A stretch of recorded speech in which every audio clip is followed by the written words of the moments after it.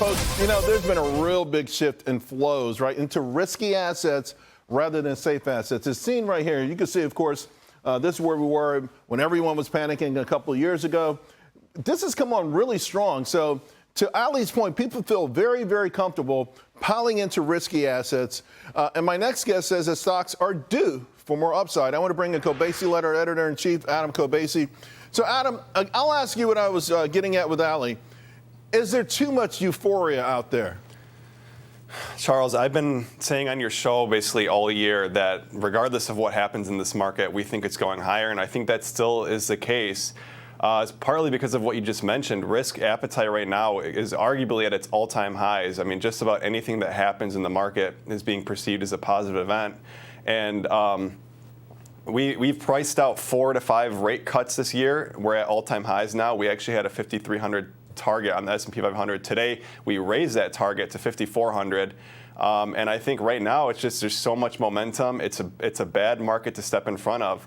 And the reality is many people are learning that the stock market is not the economy and the economy is not the stock market. So you can have bad data with higher equity prices and vice versa. And that's just the way it goes. At the end of the day, the market is always right. But that's only 100 points away from here, Adam. I mean, just how convinced are you?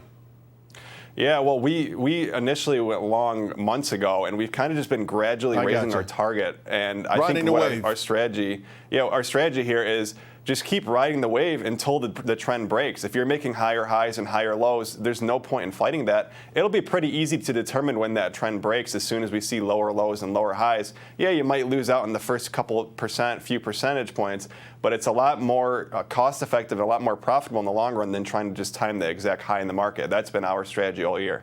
I've got the S&P 500 heat map up here. Obviously, much more green than red. Some things stand out. Netflix and Disney, particularly Disney, Amazon and Tesla, they're also down.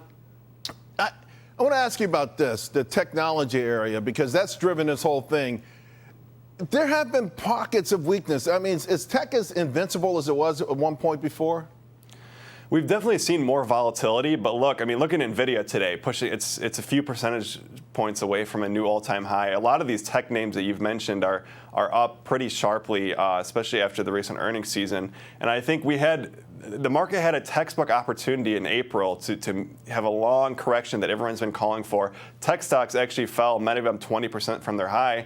But now we're right back towards that all-time high territory, a lot of them in all-time highs.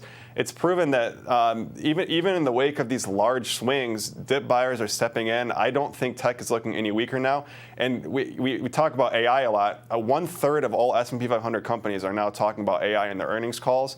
That's been on a steady increase over the last year to 2 years. Yeah. I think right now the market is getting the narrative it wants, and even though we believe we're only going to see 1 to 2 rate cuts this year, I think you can see higher equity prices even without a Fed pivot that everyone's looking for. That's amazing, right? We started the rally in October last year with 7 rate cuts. We got down to maybe 1 rate cut. It doesn't matter. Rate cuts, no rate cuts. We go up from here. You still see more upside in the S&P 500. You talked about that. How much more in bonds and gold?